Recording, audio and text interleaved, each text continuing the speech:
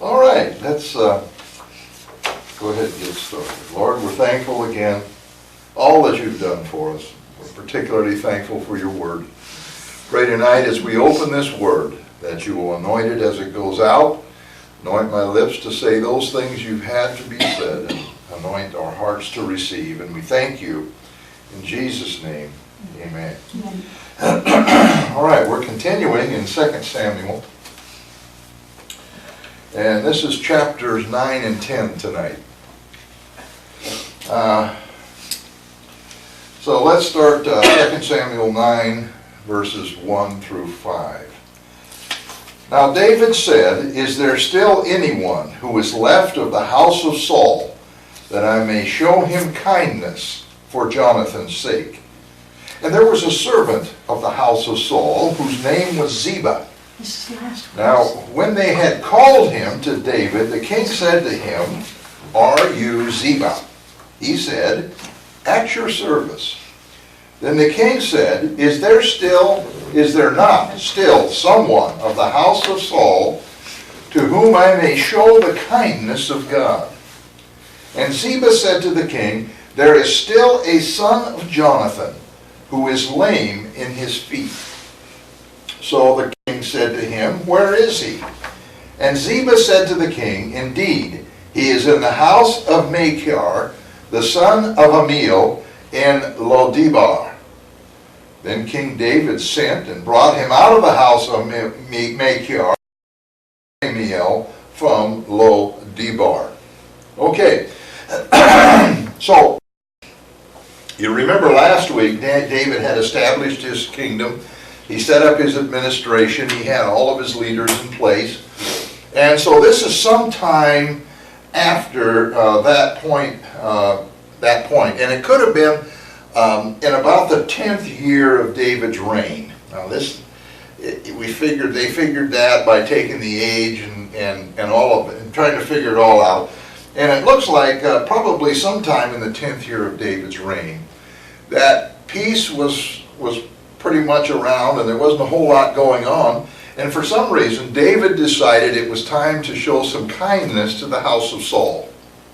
Now, it's kind of interesting here that David still, even though Saul was dead, even though Saul had been such a scoundrel to him, he still wanted to show some sort of kindness to the house of Saul.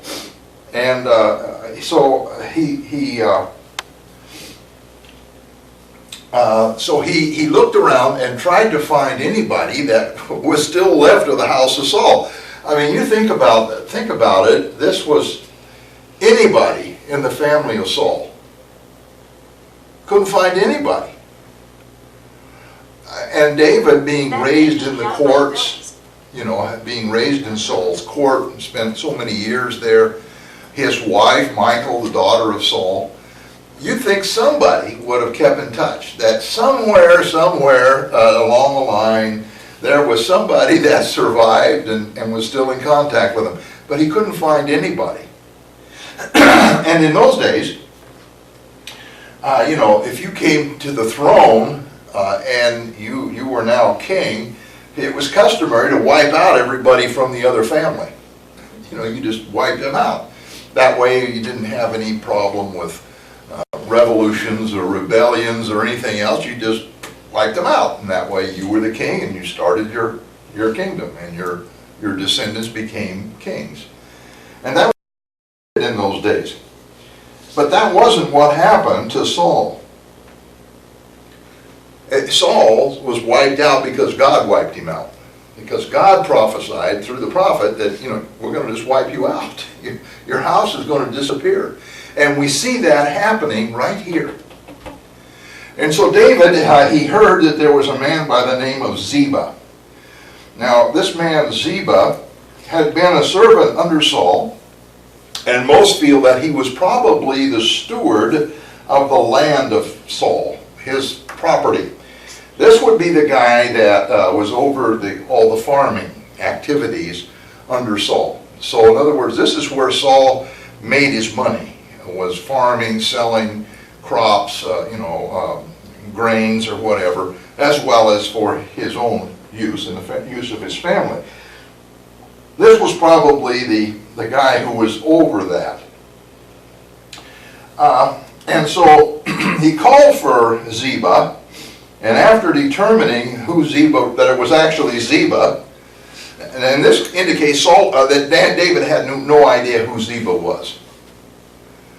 And that would seem kind of strange, except that, remember, David was in the courts of Saul, and that would have been in Gibah. But the farms and stuff would have been out of town. He would probably have never seen the head of the farmers. They didn't come to the court. They didn't sit at the table with everybody else. They were the farm hands that were out there. David probably never saw him. He may have heard his name, and I'm sure he knew who Ziba was, but he'd never seen him. And of course, in those days, they didn't have facial recognition and things like we have today to find out if somebody's really, no fingerprinting or anything like that. So it had to be kind of, are you Ziba? Yeah, I'm Ziba. Okay, we'd accept that. And that's what was going on here. So David made sure that he knew who Ziba was. And Ziba then informed him that there was someone left over in the house of Saul.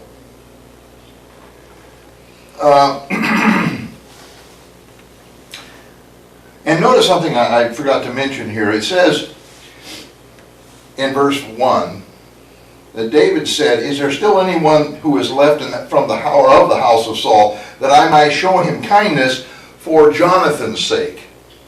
It wasn't for the sake of Saul. It was for the sake of Jonathan. Now, that might seem strange. Of course, we know he was friends, that they had all this. But if you remember, they made a covenant out in the field.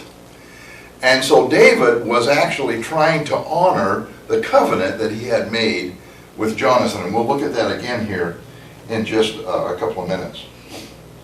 So Ziba said, there is this guy, his name is Mephibosheth, and he was the son of Jonathan. Now Mephibosheth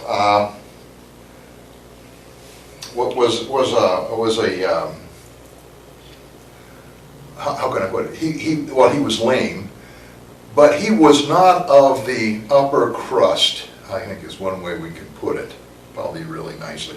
Let me read this to you. This is from, I believe, James Fawcett and Browning. Mephibosheth, a son of Jonathan, who was 5 years old at his father's death, and whom David, when wandering in exile, had never seen. So David didn't know anything about Mephibosheth. His lameness happened, we learn from 2 Samuel 4:4, had prevented him from taking any part in the public contests of the times. Besides, according to Oriental notions, the youngest son of a crowned monarch was a preferable claim to the succession over the son of a mere heir apparent, and hence his name was never heard of as a rival of his uncle's Ishbosheth. His significance had led to his being lost sight of, and was only through Ziba that David learned of his existence. Now Mephibosheth had become crippled while at the news that Saul and Jonathan had been killed. You'll remember we talked about it. The nurse was running to get out of the way, because they were probably all in the camp at that time, to get to safety, and had dropped Mephibosheth, who was 5 years old, and he became lame in both feet. Now, what happened, don't know. Maybe he hit his head, maybe he was crippled, maybe he broke his back. We don't know. If it was the legs that were, or if it was feet, it would just be feet. They wouldn't say what all it was. But he was lame.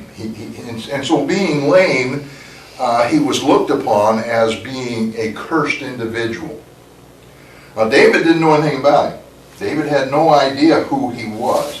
But because he was, number one, lame, number two, because he was Jonathan's son, then he was not to be considered to take Saul's place, because Ishbosheth, who was one of Saul's sons, would have been the next in line to the throne. So that's why You'll remember Abner selected Ishbosheth to be king. If Ishbosheth had not have been around, then they may have gone to Mephibosheth, but probably not. As far as we know, this is the only two male relatives of Saul that survived. And of course, Ishbosheth didn't survive very long because he was put to death by some traitors in his own army. We learned about that a couple weeks ago.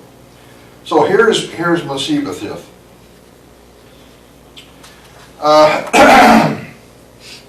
So the king said to him, "Where is he? Where is this Mephibosheth?" Now, David, as soon as he heard it was Jonathan's son, he became obliged to show kindness to the house of Jonathan because of the oath that he had made with Jonathan while they were out in the field. And remember in 1 Samuel chapter 20, verse 14 and 15, it reads this way, "And you shall not only show me the kindness of the Lord while I still live," this is Jonathan, "that I may not die, but you shall not cut off your kindness from my house forever. No, not when the Lord has cut off every one of the enemies of David from the face of the earth." And David agreed. This was the covenant they made. In other words, David was always to show kindness to the house of Jonathan, to his heirs.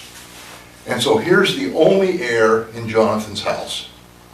And so David became obliged to show kindness because he had that covenant. And reading through this whole chapter, there's both chapters, mainly this chapter, I can't help but think about the covenant that God has made with us. And it's a very similar covenant. You know, he said, if you will serve me, if you will turn your life, if you will follow my commandment, you and your house will be saved. That's a covenant God made with us. And it's dependent upon us following through with that covenant. In the case of David, David took the place of God, if you will. In this is an example. And he made that covenant, so he was bound and obligated to keep that covenant. So God is obligated to keep his covenant with us. All right. So Mephibosheth lived with the family of Machir, the son of Amiel, in the town of Lodebar, which was on the east side of Jordan, not far from Mahanaim, the capital of Ishbosheth's reign.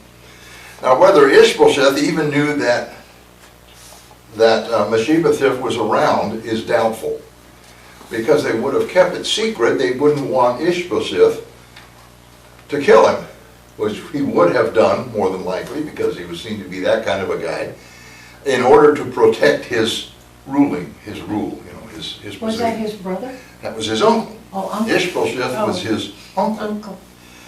So it was very doubtful that Ishbosheth even realized that Mephibosheth was anywhere around. Now, he lived in a very obscure place, and he was there because it was felt he would be safe and he could be taken care of. Machir was well known. He was a well-known man and evidently quite wealthy, so he could meet all the needs of Mephibosheth. You know, Mephibosheth couldn't work, you know, so how was he going to live? He would have been a beggar, you know, something. But Machir took care of him. Now it's interesting that this same Machir shows up later, and we'll talk about that here in just a minute. Now, from the time of Jonathan's death, when Mephibosheth was 5, if we add to that the 7.5 years David was king of Judah, added to the time it took for David to become king of Israel and subdue all the enemies of Israel, points to Mephibosheth being about 21 years of old at this time. Mm-hmm. So that would have been in about the 10th year of David's reign. So that's kind of how they figure all the ages. Now this to me is a real lesson here. David reaped the fruit of his kindness to Mephibosheth, for when he fled from Absalom, now this is down the road a little ways, when Jonathan fled from Absalom, Machir, the son of Ammiel, was one of those who were most liberal in providing him and his army with necessities. According to 1 Chronicles 3 and 5, Ammiel, which is also called Eliam, in 2 Samuel 11:3, was the father of Bathsheba. If this is the same Ammiel, Machir would be Bathsheba's brother. However, the name is not a very uncommon one. So it's quite possible that David ended up marrying the niece of Machir, who had taken care of Mephibosheth. So our kindness and the things that we do not go unnoticed. And we reap the benefits of those. Because obviously, this man, Machir, was very, very, I would say, attached to Mephibosheth. Otherwise, he wouldn't have taken care of him all those years. So it was like he was his family. And so when David showed kindness, it was like showing kindness to one of his sons. And in response to David's needs, he was there to provide the needs for David. So, you know, we never outgive God. We never outgive what he does for us and his blessings. So David, he had Mephibosheth brought from Lodebar. They had him bring him into Jerusalem for meeting. Now, put yourself in Mephibosheth's position here. He's been living in obscurity, and all of a sudden here come some soldiers, some emissaries, and they cross over the Jordan River. They come to his little door. They knock on the door and said, "Mephibosheth, King David wants to see you." Okay, what do we do now? You're 21 years old, or in that area. You've never met the king. You have no idea who the king is. Oh yeah, I'm sure he knew who David was, but he didn't personally know David. He probably had very little understanding of David's temperament or what David was doing, other than he's the king, he's the guy that cuts everybody's heads off, you know, he's the guy that defeats everybody. And we live in an area and a time when if you are a relative of the former king, you're in much danger, you know. I'm sure all of this went through his head because the emissaries probably didn't know what David wanted to do for him anyway, and even if they did and told him, would he believe it? So I'm sure this young man left his home in a great deal of fear. And this is kind of pointed out in the next few verses. And he certainly would not have known of the covenant between Jonathan and David, because he was only 5 when his dad died. So he would never have been told that covenant. He would never be looking for that covenant. All right, verse 6. Now when Mephibosheth, the son of Jonathan, the son of Saul, had come to David, he fell on his face and prostrated himself. Then David said, "Mephibosheth." And he answered, "Here is your servant." So David said to him, "Do not fear, for I will surely show you kindness for Jonathan your father's sake, and will restore to you all the land of Saul your grandfather, and you shall eat bread at my table continually." Then he bowed himself and said, "What is your servant that you should look upon such a dead dog as I?" Wow. I mean, here's Mephibosheth. They bring him in before the king. He's sure that he's going to have his head chopped off or something. You know, he has no idea what's going to happen. So he immediately prostrates himself before David, which in those days was a sign of homage. You know, you're the king. You know, I'm bowing before you. But the King James adds, the old King James, adds another little thing in here, and that was a reference that he did reverence, or he fell in with reverential fear. Now that adds another dimension to the acts of Mephibosheth. He wasn't just paying homage to David as the king. There was a fear. And it's not unlike the fear that was shown when it talked about men falling prostrate before an angel or before God. There was this fearful awe of not knowing what was going to happen next. So here's this guy laying on the ground, before David, paying homage to David. David says, "Are you Mephibosheth?" "You Mephibosheth?" And he said, "Yes, here's your servant. I'm here to serve you. Lame feet and all, I'm here, whatever you need," and probably shaking the whole time. Very scared, very upset. And look at David. David said, "Do not fear. Don't be afraid." Why? "Because I will surely show you kindness." Sometimes we come before God and the awesomeness of God, it's just overwhelming sometimes. If you don't get overwhelmed with the awesomeness of God, read Psalms 119, 191, some of those Psalms.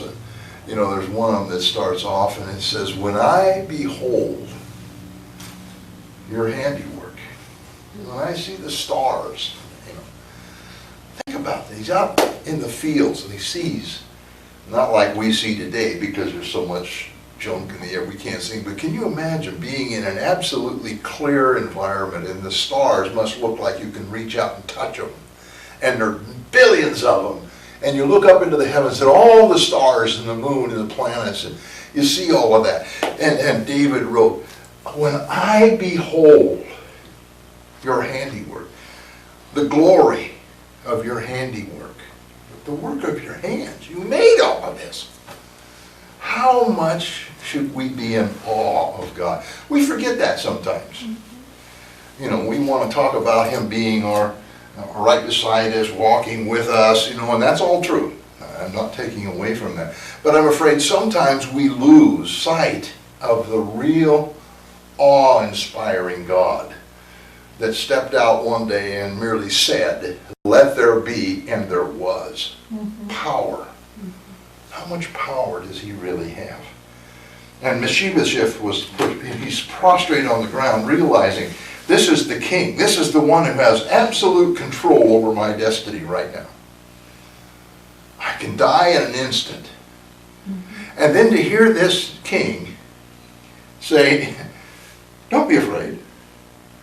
I just want to bless you. I just want to show you some kindness because of your father." Wow. God says that to us. Don't be afraid. I just want to bless you. I just want to show you kindness. For whose sake? For Jesus' sake. Because Jesus bought us. In a sense, He is our Father. In a sense. He paid for us. He's our Lord. He's our Master. And because of that, God wants to bless us, wants to show us kindness. This whole story, this whole chapter, 9th chapter, to me, is really just a whole metaphor of God's relationship with us and what He wants for us. Fantastic chapter. And so here's what David says to him. He says, "David, or Mephibosheth, I'm going to restore to you." In other words, I'm going to give to you all of the property and the lands that belonged to your grandfather Saul.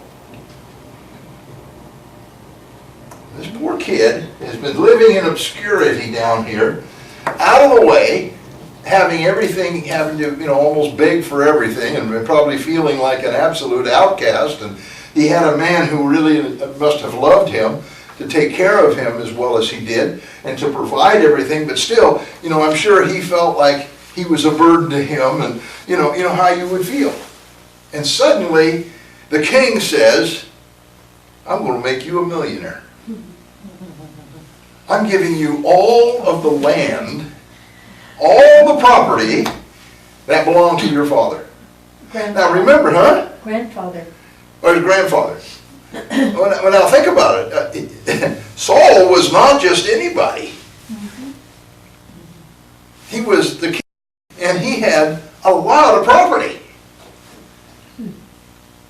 And suddenly this young man is a millionaire. What a beautiful story of what happens when we come to Jesus. You know, what does he do? He says, hey, you're now a millionaire. What do you mean I'm a millionaire? Because we're joint heirs and joint heirs with Jesus of whose property? God's property. What does he own? Everything. He gives it to us free. Just because he wants to show us kindness. All we have to do is accept it. And that's the hardest thing in the world to do, is to accept it. Now, I don't know about you, but I have a hard time seeing Mephibosheth just sitting there, laying on the floor and saying, you know, King, I really appreciate that, but I'm not able to do that. Huh? Can you see him saying, you know, King David, man, I really appreciate it, but you know, it would cost so much for me. It would take so much of my time to try to oversee this, and you know, if you gave me all of this, well then I'd have responsibilities, and you know, I'd have to take authority, and I've been living down here in this, and I'm really not that kind of a person, and God, you know, it's nice of you to do that, but I just really don't think I'm worthy of that. Can you see Mephibosheth doing that? I think, lame or not, I'd come off of that floor and you'd just see me doing some pirouettes around the room some way, if I had to do it on my hands, you know.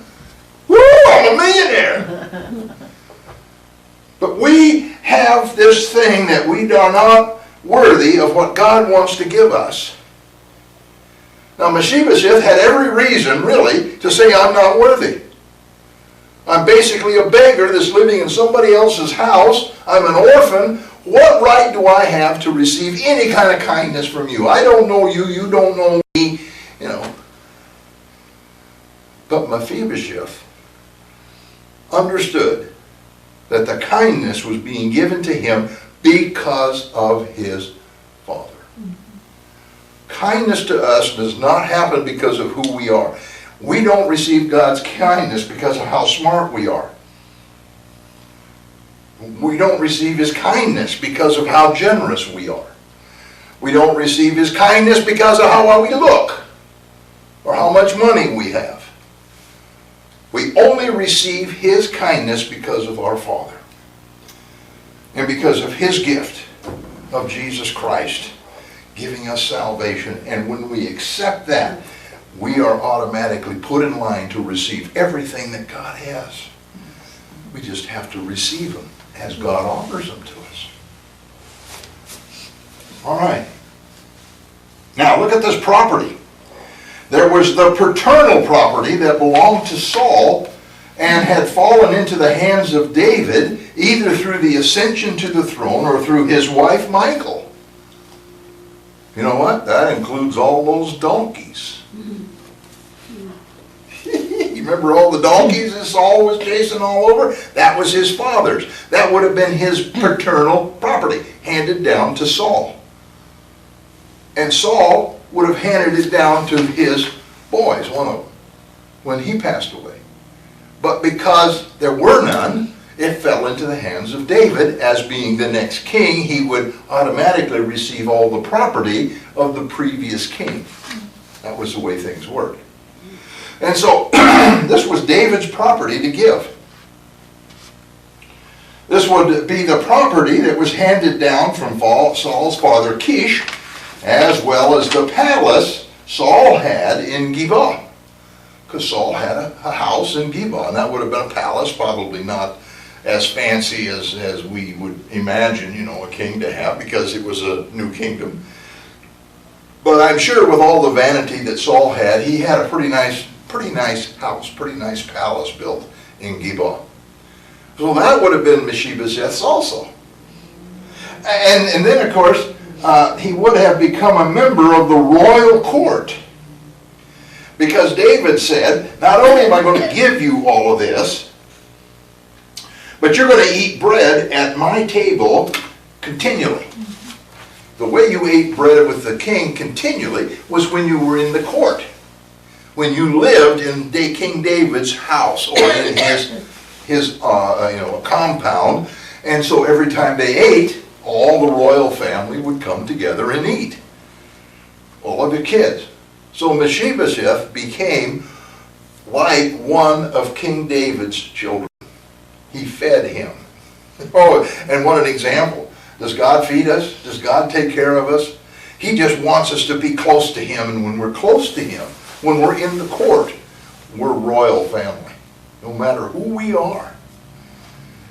Wow. And so this was how David was going to show kindness to Mephibosheth. And so Mephibosheth, he responded as we would respond, in disbelief, and question why David would honor him who was considered as contemptible as a dead dog. Now, we think about our dogs, and my dog's not contemptible.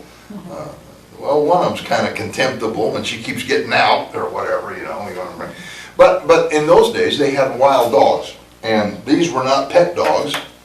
These dogs were in the towns, and they had a specific reason for being there. They ate all the other dead animals. They ate the garbage. They kept the town somewhat clean, because a dog, you throw an old dead chicken out there, it's going to grab it and off it's going to go. Well, these dogs were there for that reason. They didn't have a sanitary service like we have, a refuge service, come by with their trucks and dump your garbage. You'd throw it out and the wild dogs would haul it off. But they were also very contemptible because they had diseases. They were unclean, so you couldn't touch them. You didn't want to be around these critters. But they put up with them because they had a reason to be there. And so what Mephibosheth is saying, he says, why are you giving me all of this when I am as contemptible, not only as a wild dog, but a dead wild dog? That's even worse. What are you going to do with a dead dog? The other dogs aren't going to drag that dog off. You're going to have to get rid of this thing now. Which means touching something that is dead. And so you can see people out there with long sticks, trying to move this dead dog along to get it out of town or whatever. That's what he referred to himself as being. And of course, what does Paul say about us? He says, our righteousness, the best that we can be is filthy rags. Contemptible, filthy rags. And yet God pours his blessings out on us. He gives us his kindness.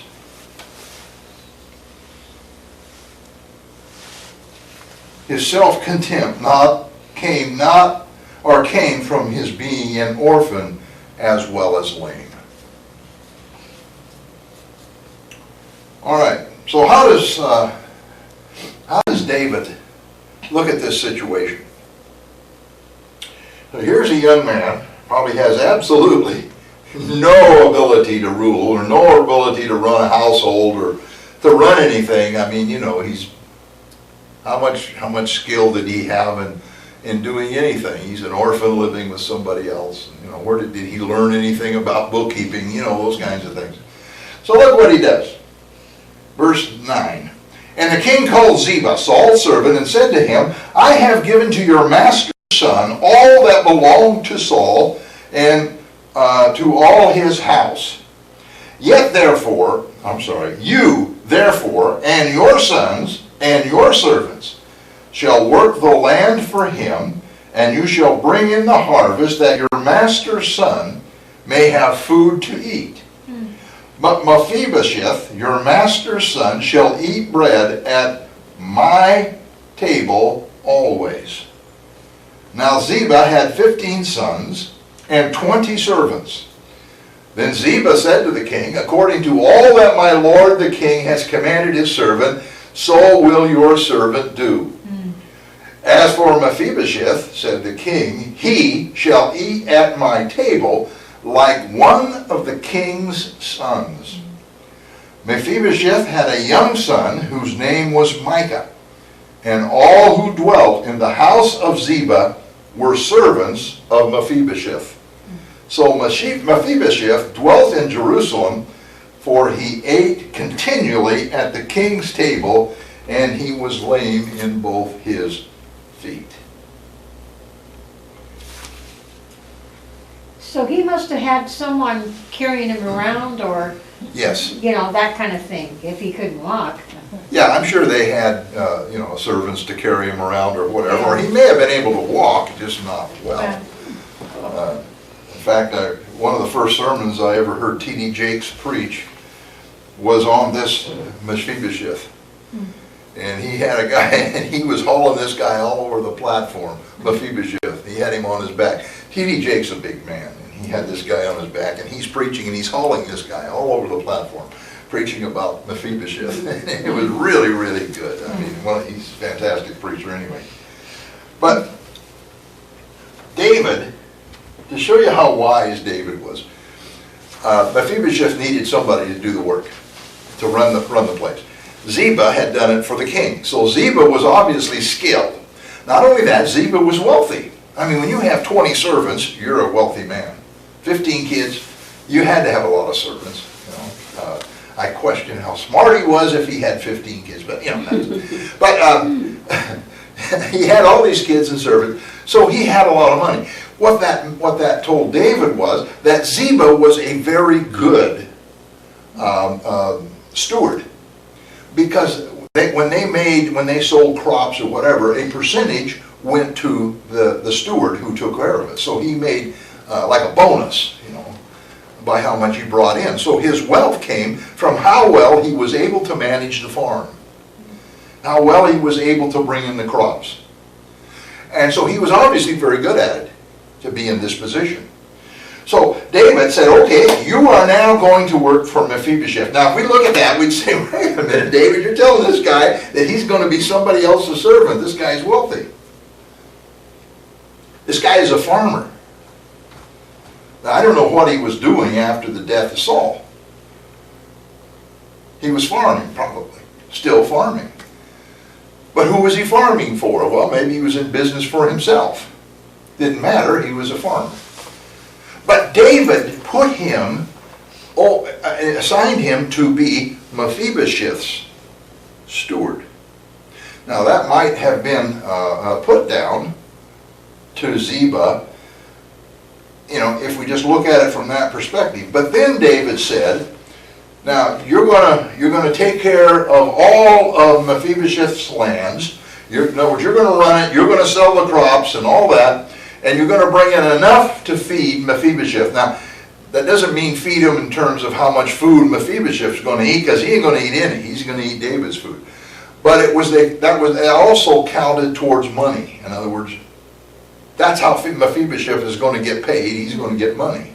It's by how you sell crops.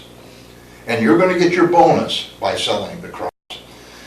But here's the kicker. He says, Mephibosheth, he's not going to need the money, or he's not going to need the food, because he's going to be eating at my table. In other words, you are now going to be the chief steward for one of my children.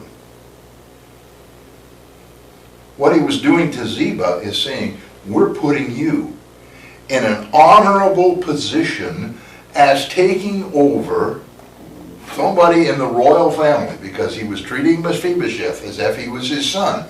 So you are now steward to one of my children. That was a place of honor. He now had a direct line to the king. He had a direct line to the court. And we think about, well, maybe he wouldn't make as much money as he did maybe farming. Maybe he would, maybe he wouldn't. But he also then had that prestige. He was able to wear the garments and the clothing that said, this is a steward to somebody in the court of David. And in those days, that counted more than how much money you had. What was your prestige? So by appointing a very skilled farmer to be Mephibosheth's servant, he took care of two things. He took care of Mephibosheth's need to have somebody run things for him, and he took care of Ziba's need to once again feel a part of the royal family. So he solved both problems. David, very, very wise, very smart. So Ziba said to the king, according to all that my lord the king has commanded his servant, so will your servants be. There wasn't an argument. Ziba could have started negotiating and say, well, can I have a bigger raise? Can I have a bigger bonus? Can I this? Can I that? He just took what David wanted him to do and said, we're going to do that. We're going to do that.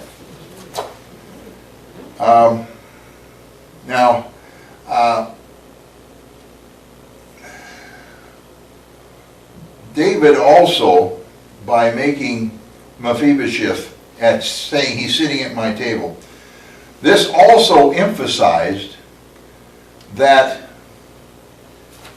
Ziba was going to be watched and expected to do nothing but the best for Mephibosheth. When the king said, he's now one of my sons, that meant I'm going to watch. Not only are you going to be put in this position, not only do you now have all that honor and prestige of being the steward to one of a member of a royal court, but it also means you better be really good at it and you better do your best, because the king is going to be watching. Does that have any ramifications to us? Yep. Yeah. He has left us in charge. You see, Jesus, we're his servants, and we like to talk about we're his servants. We're servants of Jesus. But he's not here. He's gone. He's gone. And he left us to be his administrators. He left us to be his farmers, if you will. And what does God expect? Nothing but our best. Because we're being watched by God. Ooh. That's the little downside. All right, then we find out, right in the middle of this, verse 12, it says, Mephibosheth had a young son whose name was Micah. And that's all we hear about Micah. Now, we don't know whether Micah was born before or after his residence in Jerusalem. We don't know. But we do know that through him, the name and memory of the excellent Jonathan was preserved. And you might take down 1 Chronicles 8, 34 and 35, and chapter 9, verses 40 and 41. 1 Chronicles chapter 8, verses 34 and 35, and chapter 9, verses 40 and 41. All right, so David moved him to Jerusalem, and he was treated like any of his other sons or members of the royal court, even though he was lame. All right, let's move into chapter 10. It happened after this, so this is sometime 10 years or so to David's reign, that the king of the people of Ammon died, and Hanun his son reigned in his place. Then David said, I will show kindness to Hanun the son of Nahash, as his father showed kindness to me. So David sent by the hand of his servants to comfort him concerning his father. And David's servants came into the land of the people of Ammon. And the princes of the people of Ammon said to Hanun, their lord, do you think that David really honors your father because he has sent comforters to you? Has David not rather sent his servants to you to search the city, to spy it out, and to overthrow it? Now, we don't know, or at least we don't know for sure, what David is referring to here. We do know that Nahash was the king of Ammon when Saul defeated and destroyed their army at Gibesh Gilead. You remember, this was the same Nahash that came to the city and put a siege wall up and said, you know, we'll let you come out if we can put all your right eyes out. You remember that? This was the first battle that Saul fought as king of Israel. And of course he defeated Nahash. Now ever since then, there was enmity between the two of them. Well, actually, before that, when the children of Israel came out of Egypt, it was the Amorites who refused to give them any food or water, who stood in their way. And in fact, God cursed them because of that. And it was the Moabites also who got in the way of Israel and wouldn't let them pass their land and all of that. So there was a time when David was running from Saul in the land of Moab, when he was, Saul was after him, and Moab took care of David. And you remember, he took his parents there, in fact. So it could have been at that occasion that maybe Nahash saw an opportunity, because he hated Saul so badly, that maybe David might rebel against Saul, and we can use David, and David will help us conquer Israel. And that was kind of the same idea that the Philistines had. And maybe he helped him there. That's a supposition, but that's the closest anybody can come, because Ammon and Moab were allies, and they're right next to each other. So if it happened, it may have happened, or it did happen, because it says it did, but it would have been probably at that time. So David is sitting in his palace, and he hears that Nahash has died, and that Hanam has become the king. Now Hanam may not have ever been aware of Nahash's kindness to David, but he did know that Israel was an enemy of Ammon. And of course David, again, we see David's heart here. This was an enemy. This was somebody who, was not a friend of Israel by any means. And yet, just as Achish, the Philistine king, it appears that he had developed some kind of a friendship with Achish and also with this Nahash. And so in respect, he decided to send some emissaries to Ammon and to attend all of the ceremonies associated with the mourning for King Nahash, and probably the ceremonies that went with, like we do today. If somebody, if a Russian president dies, we're going to send a delegation there, even though they're our enemies. That's just what we do. We'd send somebody to Iran if somebody over there. We would send a delegation, and it may be a very low delegation, but we would be represented there, because that's what we do from a national perspective. And so David, he wanted to show some kindness to this Hanun. So he sent some emissaries, and I'm sure there were some soldiers involved also, into Ammon.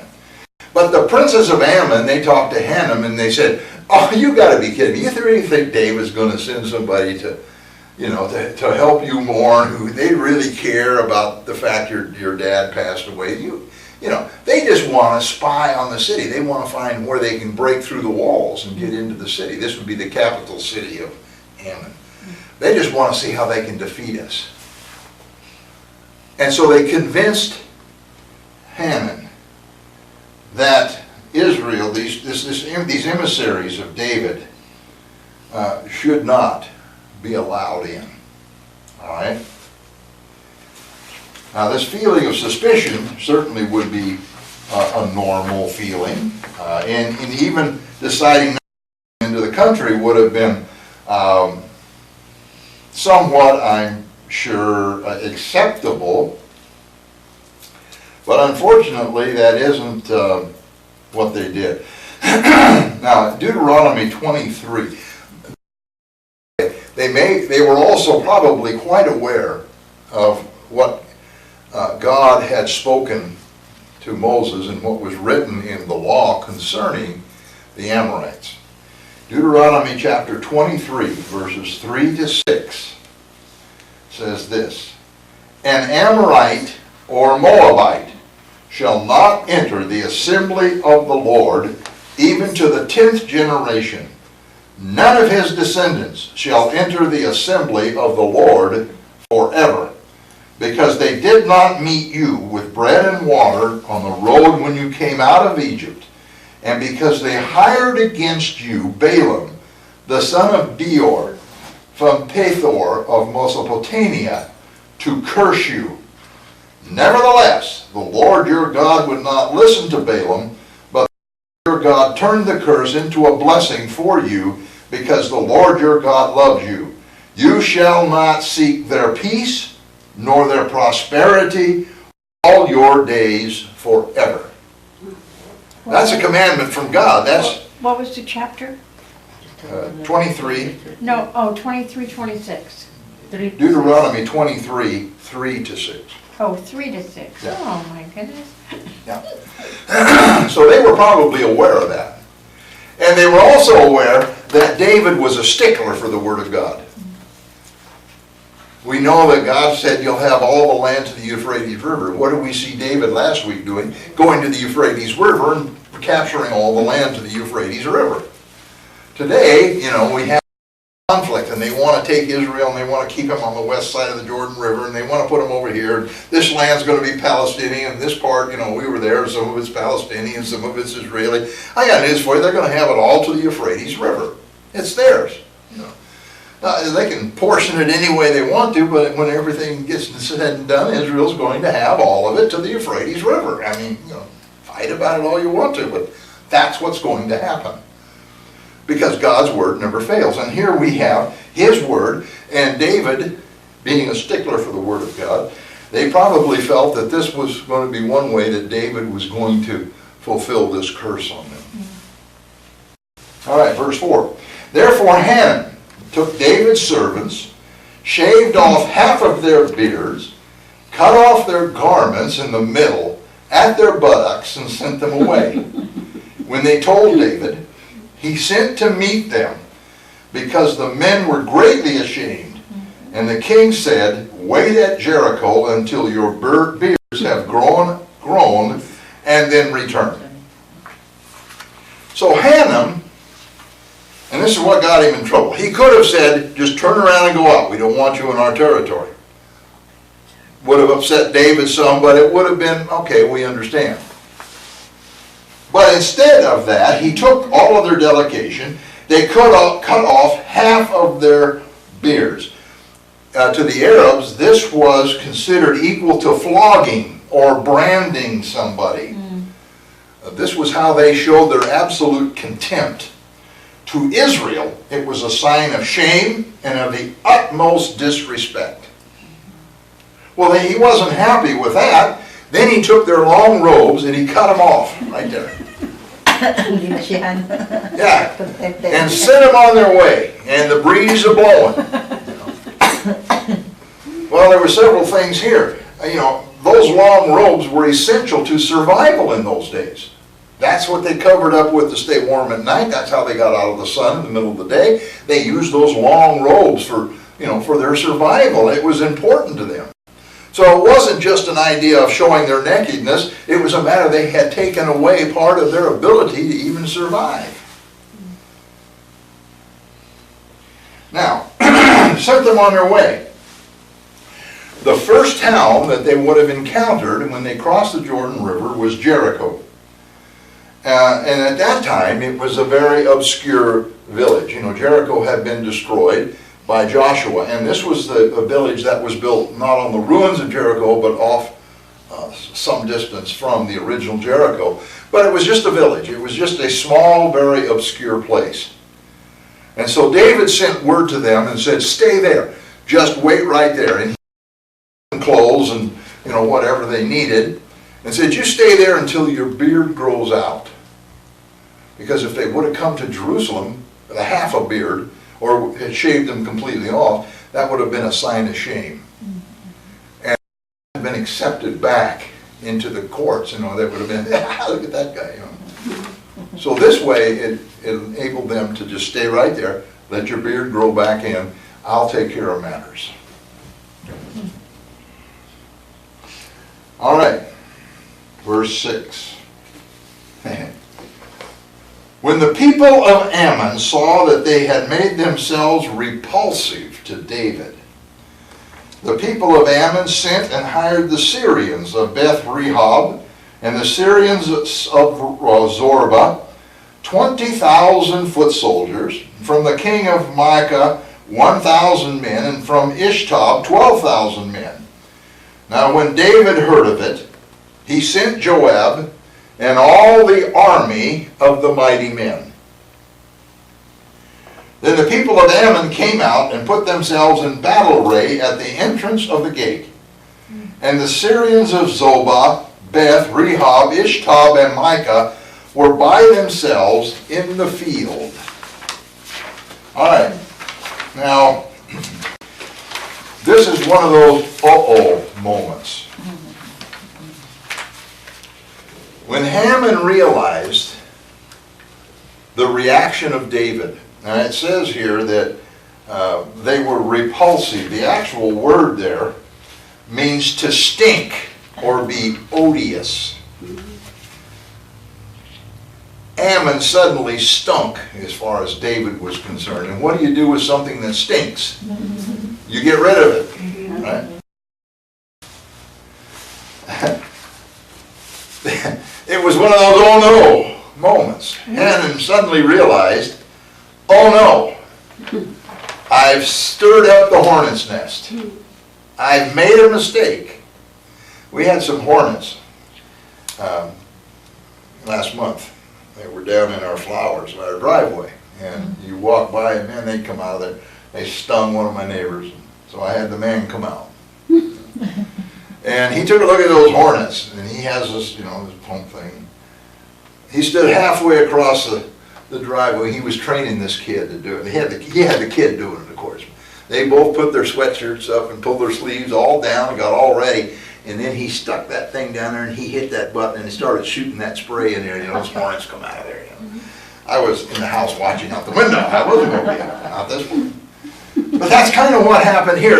I think Haman suddenly understood, oh no, what did I do? That was really, really stupid.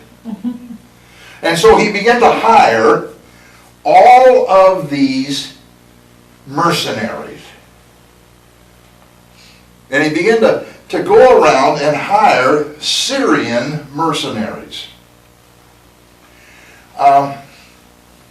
Haman knew he was now facing the very real possibility that David was going to roll down through there with his armies and completely wipe them out. They would not have a chance against David's armies. I mean, they'd already seen what David had done to the Philistines and all the rest of Canaanites and all of them. And here they are sitting over here, and they did that. You know, they not only just showed disrespect, but they also violated the common law of nations. And that would be met with a very swift and decisive response. So he went to Beth Rehob, and that's located on the east side of the Jordan River, just above the Sea of Galilee. And Zobah was in that very similar position. So on the east side of the Jordan River, just at the top of the Sea of Galilee, that area up in there, that was under Syrian control. And so these were Syrian cities, or kingdoms, or fiefdoms, whatever you want to call them.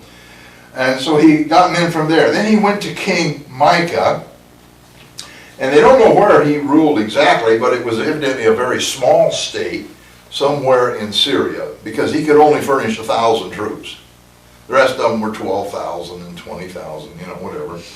He then went to Ishtab, and Ishtab was located east of the Jordan River, below the Sea of Galilee. So between the Sea of Galilee and the Dead Sea, on the east side of the river, that was where Ishtab was.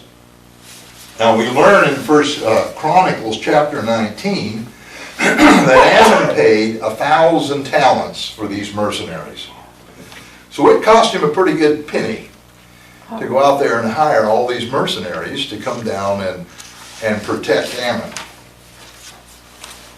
So altogether, Ammon hired 33,000 Syrian soldiers, and they were positioned in the fields. Now, the city where they were at was kind of up on a hill, as most of the cities were, and this would be the plains at the bottom of the hill. So out there were the Syrians, 33,000 of them, they're lined up there. And then Ammon and his soldiers, and we don't know how many that were there, they were in the town of Medeba. They all went up by the town, about outside the gate of the city. So you had all of the Ammon army up here, and you had the Syrians down here. Now Medeba was a frontier town that was located 12 or less miles east of the Jordan River, about even with the top of the Dead Sea.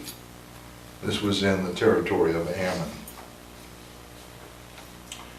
So when David heard his preparations for war, he sent Joab with all the standing army, because remember they had a standing army, and then they had all the army of Israel, which consisted of all the armies from the 12 tribes. And these would be like today National Guardsmen. I mean, they went home, they weren't on permanent duty, but they had a large army that Joab was over. And then they had the mighty men. And you remember the mighty men were under Benaiah, and they were divided into two companies of mighty men. So David sent the regular army and these two parts of the mighty men to Medeba, and with the idea, of course, of wiping them out. Now, the exact number of men that David sent, we don't know. All right, Joab's battle plan, verses 9. When Joab saw that the battle line was against him before and behind, he chose some of Israel's best and put them in battle array against the Syrians. And the rest of the people he put under the command of Abishai, his brother, that he might set them in battle array against the people of Ammon. Then he said, if the Syrians are too strong for me, then you shall help me. But if the people of Ammon are too strong for you, then I will come and help you. Be of good courage, and let us be strong for our people and for the cities of our God, and may the Lord God do what is good in his sight. All right, so when Joab saw how the Syrians and the Amorites were positioned, he realized that if he went down the middle, he's going to have army on both sides. So in order to not have to fight, the front and back of one army, he divided his army in two. He took the mighty men. These would have been the best. Not only probably of Saul's mighty men, but of David's considered mighty men, this two companies of the best. But he also then probably took some of the best of the rest of the army. And he took them with him. And their job, they were going to attack the Syrians, because the Syrians were better fighters than the Amorites. And then he took his brother Abishai and he put him in charge of the rest of the army, and they were going to go up and engage the Amorites. So instead of having one army here and everybody coming at you, you divide your army, and now they're both headed in two directions, and so you have two battle fronts. Now they made an agreement, and they said, now if the Syrians, if they start to win, then Abishai was to come to his rescue. Now, we can see, well, how in the world are they going to take bad people out of the battle and send them, that was going to make matters worse. Actually, probably what they did in those days is they would keep a reserve. So they would take his army and he would take a percentage of men and they would stay here, and the rest of them would charge up and engage in the battle, and these guys were the reserves. And so then they'd wait until the battle got going good, and then they would join the battle as fresh troops. And it would allow some of the guys who were tired to get back and rest a minute, and so they used them that way, kind of like you do in a football game. I mean, you switch people in and out. And it would be these reserves, and that would go and help. Plus, they had their own reserves. So it was the reserves that they were really probably looking at using back and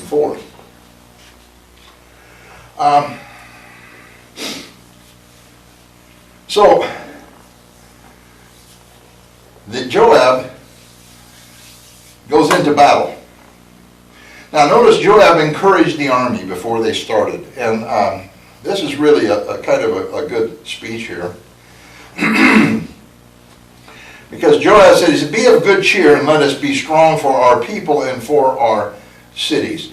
They were not going to battle to expand Israel's territory or to punish Ammon, but for the benefit and protection of the people of Israel, in particular, those side of Jordan. If they lost the battle, that would give Syria and Ammon the strength they needed to capture those Israeli towns on the east side of the Jordan River. Because it would take David a while to rebuild his army. That would give them the time to capture cities and, of course, kill people. So what Joab is saying here, we're not down here to punish Ammon. We're down here to make sure they don't capture the cities that are on the east side of Jordan. That would have been the tribes of Manasseh and Gad, and half of Manasseh and Gad. Also, he said,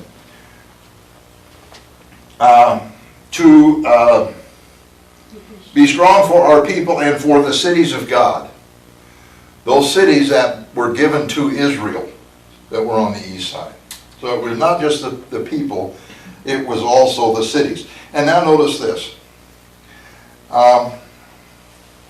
We know David never went to battle without first getting the okay from God. Unlike Saul, he always sought God before he went to battle. So we can assume that David had already had a conversation with God about this expedition down to Ammon. So Joab is saying here, may the Lord do what is good in his sight. He already knew what was good in God's sight, because David would have already looked at the Urim and Thummim and gotten the okay from God. So now it was a matter of saying, okay, God, we accept it. Use us. Let it be good in your sight. Not questioning, but like I mentioned last week with David, it wasn't a question, it was an expectation. God said it, okay, God, here we go. Do your will. Let's get it done. Right? Pep talk. You know. In other words, it's not us going to fight, guys. God's going to do the fighting. And look what happened. Look what happened. This was interesting. Verse 13. So Joab and the people who were with him drew near for the battle against the Syrians. And they fled before him. And when the people of Ammon saw that the Syrians were fleeing, they also fled before Abishi and entered the city. So Joab returned from the people of Ammon and went to Jerusalem. A battle that was never a battle. When those Syrians looked up and saw David's mighty men, the best warriors of Israel, coming against them, they just turned around and fled. They were mercenaries. They didn't have any reason to stand there and lose their life. Was the money worth it? They'd already been paid. Hey, you know, I don't have any emotional reason to stand here and go to battle against these guys, because they're going to beat us to pieces. I'm out of here. And they were gone. And when the Ammon armies looked out and said, uh-oh, they're running. That means all of that army's going to come our way. They went inside, shut the gates, barred them down, and they locked everything down. And it was a fortress. And I think the response of Joab here is really interesting, because he just turned around and went home. They went back to Jerusalem. And I imagine they laughed all the way home. And when they got home to David, I'm sure Joab went in and just hysterically said, you won't believe what happened. We got out there and those Syrians took off running. Man, you should have seen, they looked like jackrabbits going out through the fields. And I can even see some of those Benjamites with their slingshots, you know. Hey, I see one! Nailing them like rabbits, you know. I can just see that happening, and them having just a talk. And those Amorites, they just went in and shut the city down. They were ready for a siege. and Joab, he just says, let's go home. It was probably too late in the season to set up a siege, and they didn't really want to conquer anything. You know, that really wasn't their purpose. Their purpose was to defeat them, to let them know that the armies are going to take care of things. That if you even make a move against a city on this side, this is what's going to happen to you. And that was the purpose of their whole deal.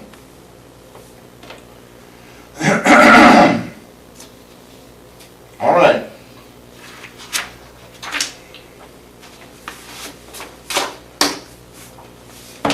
All right, let's go to verse 15. Now we look at this guy, Hadadezer. Now Hadadezer, we've seen him before.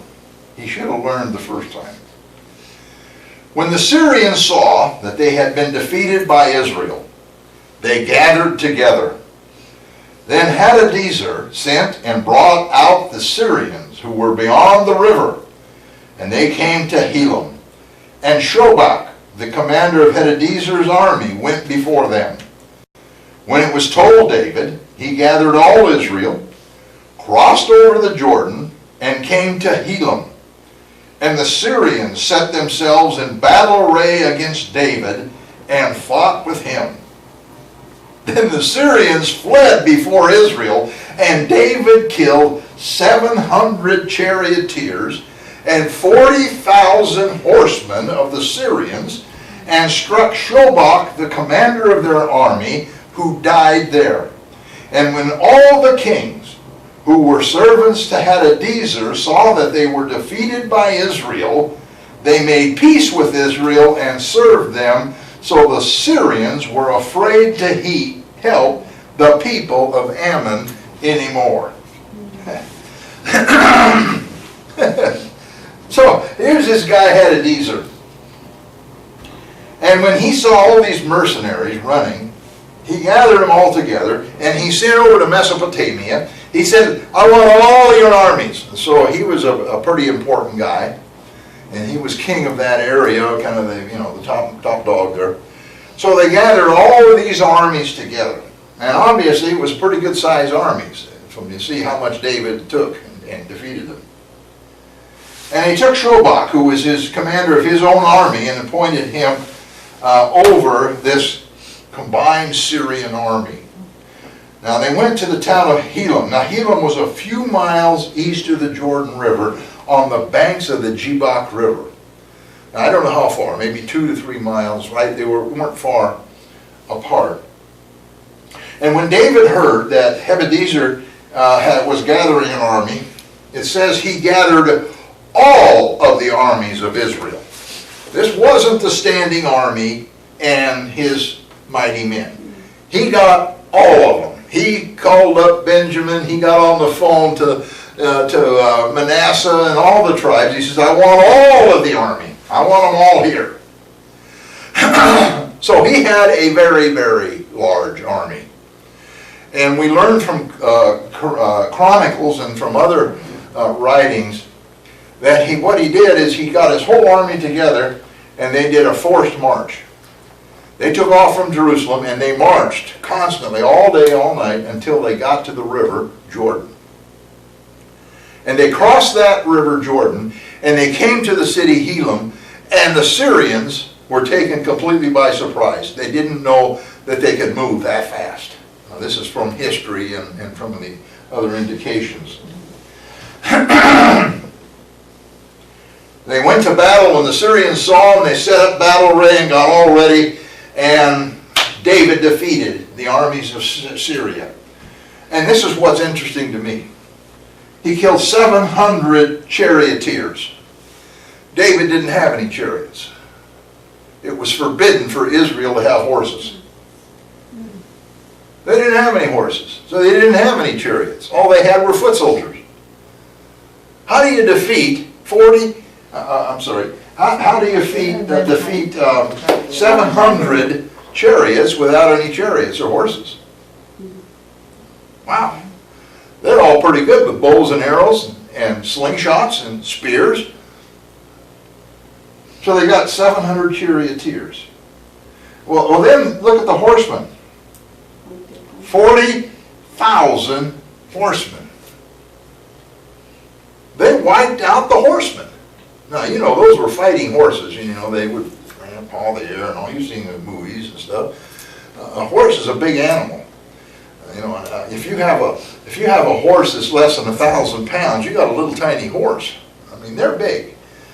You know, I used to ride one that was, I don't know, close to a ton. It was about 1,700 pounds or something, but that big mare I used to ride, Tank they call her, and it was huge.